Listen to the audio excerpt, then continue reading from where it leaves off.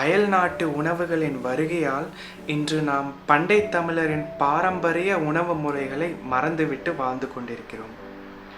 இன்று நாம் தினமும் சாப்பிடும் வெள்ளை அரிசி கூட தமிழர்களின் பாரம்பரிய உணவு இல்லை என்பது எவ்வளோ பேருக்கு தெரியும்? பசுமை புரட்சிக்கு பிறகு இந்தியாவில் அரிசி உற்பத்தி அதிகமானது.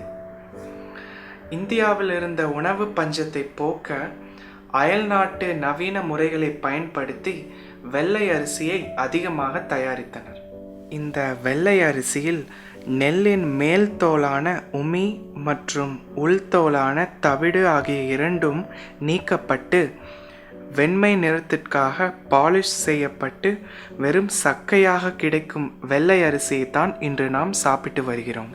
ஆனால் நம் தமிழ் முன்னோர்கள் நெல்லின் தோல் நீக்கப்படாத சிவப்பு அரிசியை தான் உண்டு வந்தார்கள். இந்த சிவப்பு அரிசியை தீட்டப்படாத அரிசி என்றும் முழு அரிசி என்றும் சொல்லலாம்.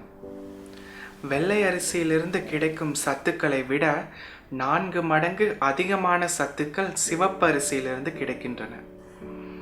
நம் முன்னோர்கள் இந்த சிவப்பு அரிசி மட்டுமல்ல, கம்பு, சாமை, திணை, கேழ்வரகு, பனிவரகு, கருவரகு போன்ற பல சிறுதானியங்களையும் சாப்பிட்டு வந்தார்கள். சங்ககால இலக்கியங்கள் தமிழ் நிலங்களை 5 வகையாக பிரிக்கின்றது. குறிஞ்சி, முல்லை, மருதம், நெய்தல், பாலை என இப்படி ஒவ்வொரு இடத்தில் வாழ்ந்த மக்களின் உணவு பழக்க வழக்கங்கள் மாறுபட்டது. காலையில் கம்பு கூழ் மற்றும் பல்வேறு காய்கறிகளை கொண்டு செய்த துவியல் போன்றவற்றை சாப்பிட்டுவிட்டு வேலைக்கு சென்றார்கள்.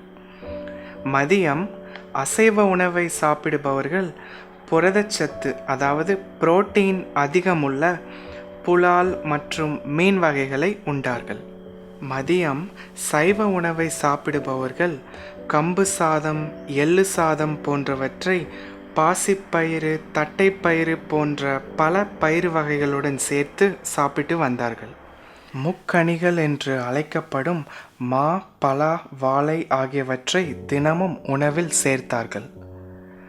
இரவு உணவுக்கு சிறுதானியங்களை கொண்டு செய்த கம்பு தோசை, கேழ்வரகு தோசை, சோள இட்லி, கேழ்வரகு பணியாரம் போன்றவற்றை சாப்பிட்டார்கள்.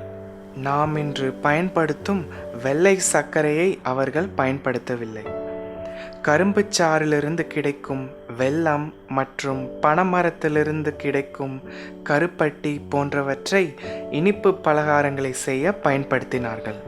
தினமும் சாப்பிடும் உணவுகளில் மஞ்சள், மிளகு, துளசி போன்ற பல மருத்துவ மூலிகைகளை சேர்த்து சமைத்தார்கள். இதனால் அவர்களுக்கு உணவே மருந்தாக அமைந்தது.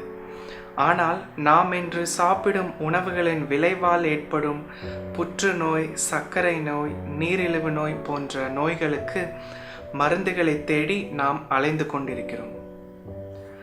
உதாரணத்திற்கு, நீங்கள் ஒரு கிராசரி ஸ்டோர் அல்லது ஒரு மளிகை கடைக்குள் செல்கிறீர்கள்.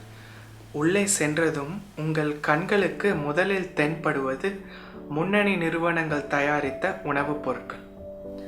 ஆனால் தமிழர்களின் பாரம்பரிய உணவாகிய சிறுதானியங்கள் போன்ற பல உணவுப் பொருட்கள் ஏதாவது ஒரு மூலையில் நீங்கள் தேடி கண்டுபிடிக்கும்படி வைக்கப்பட்டிருக்கும். சில கடைகளில் அதுவும் இருக்காது. தமிழர்களின் பாரம்பரிய உணவுகளை தமிழ் மக்கள் மறந்து விட்டார்களா அல்லது அயல் நாட்டு நிறுவனங்களால் மறைக்கப்பட்டுள்ளதா? யோசித்து பாருங்கள் நண்பர்களே. இதை பற்றிய உங்கள் கருத்துக்களை கீழே உள்ள கருத்து பகுதியில் பதிவு செய்யுங்கள். மீண்டும் ஒரு காணொளியில் சந்திப்போம். நன்றி, வணக்கம்.